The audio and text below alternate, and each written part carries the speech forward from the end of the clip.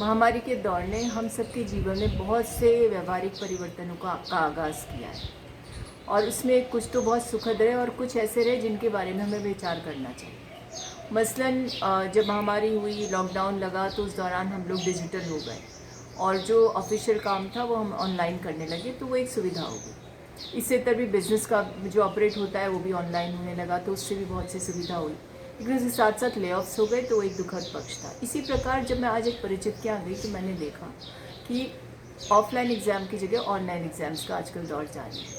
तब मुझे लगा कि किस तरह की परीक्षा का हम आयोजन कर रहे हैं। एक तरफ बच्चा पेपर कर रहा था और दूसरी तरफ उसका दूसरा लैपटॉप खुला हुआ था। तो ये मसलन हर घर में हो रहा होगा,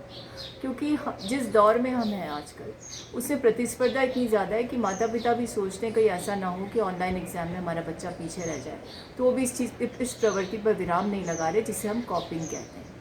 अब देखिए, इस तरह की जब प्रवृत्ति विकसित होगी तो जब ऑफलाइन होने लगेगा तो इन बच्चों को बहुत मुश्किलों का सामना करना पड़ेगा। वैसे भी इस कमर्शियल दुनिया में हमने देखा है कि क्वालिटी की जगह क्वांटिटी पर जोर दिया जा रहा है, यानी कि गुणवत्ता की जगह कितना ज़्यादा हम ज्ञान दे दें और ज्ञान के नाम पर किस तरह से उन्हें तोता रट्टन की प्रवृत्ति की ओर अग्रसित कर दें,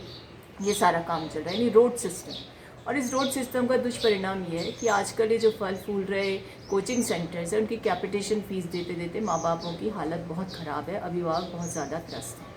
और अब ये ऑनलाइन सिस्टम और बुरी बात हो गई, क्योंकि बच्चे परीक्षा में प्रथम आए, इस प्रतिस्पर्धा के लिए वो कॉपिंग की प्रवृत्ति को, यानी चीटिंग करने की प्रवृत्ति या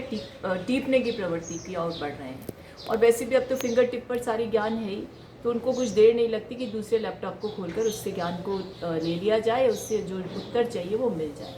यानी जो मूल प्रश्न है उसका उत्तर तो मिल गया, लेकिन जो प्रश्न खड़ा हो गया कि क्या ये प्रवृत्ति अच्छी है, उसका उत्तर किसी के पास नहीं है। तो मुझे इस चीज़ ने बहुत ज़्यादा उद्वेलित किया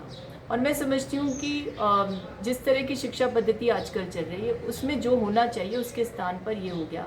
कि आप ज्ञान को ले लीजिए और हम खुद एक रोबोट की तरह परिवर्तित हो, यानी ये इतना इतना ज्ञान आप में होना चाहिए। और उसकी सीमाएं इतनी बढ़ गई कि बच्चे ना तो उसको ग्रास्प कर पाते हैं, ना इंटरनलाइज कर पाते हैं, ना उसको किसी प्रकार से अपने जीवन में ढाल सकते हैं। वो तो एक मशीन हो गई जिसमें जितना भरेंगे और वो जितना उस मशीन की क्षमता होगी उससे अधिक होगा, तब भी उसे उसमें ठूसते जाएंगे और उस मशीन की जो क्षमता है वो उतनी विकसित नहीं हो पाएंगी। तो मेरा सबसे अनुरोध है कि जब महामारी समाप्त हो तो इस ऑनलाइन पद्धति का जारी रहना आवश्यक है, क्योंकि ये डिजिटल दौर की एक आवश्यकता है इन्फॉर्मेशन के लिए। जिस प्रकार से आर्टिफिशियल इंटेलिजेंस की ज़रूरत है वैसे इसकी का भी महत्व है, लेकिन ज्ञान का अर्जन सिर्फ और सिर्फ सीमित दायरे में रहकर अच्छे शिक्षक से ज्ञान प्राप्त करके उसको इंटरनलाइज करने में है, उसे समझने में है, उसे आत्मसात करने में है, ना कि रट करके परीक्षा पास करके किसी काबिलियत को हासिल करना है। और इसका परिणाम ये निकलता है कि किसी आदमी को नंबर के आधार पर नौकरी तो मिल जाती है, लेकिन प्रैक्टिकल अनुभव नहीं होने से या ज्ञान नहीं होने से उसे समय समय पर बाधाओं का सामना करना पड़ता, अंतुगत्वा अवसाद का शिकार होता है।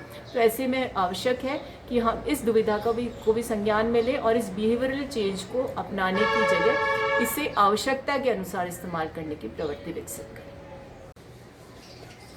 और फिर यही बच्चे जब किसी कंपटीशन का सामना करेंगे या सिविल सर्विसेज का एग्ज़ाम देंगे या किसी अन्य प्रतियोगी परीक्षा में शामिल होंगे तो उनको बहुत बड़ी दुविधाओं का सामना करना पड़ेगा। इससे हम अभिभावकों की भी जिम्मेदारी है कि हम नंबर्स को स्टैटिस्टिक्स के आधार पर नहीं देखें, हम ये देखें कि बच्चे की प्रतिभा का आकलन करने का तरीका, उसकी क्षमता होना चाहिए, वो कितना समझता है और किस आधार पर वो प्रश्नों के उत्तर देता है, ना कि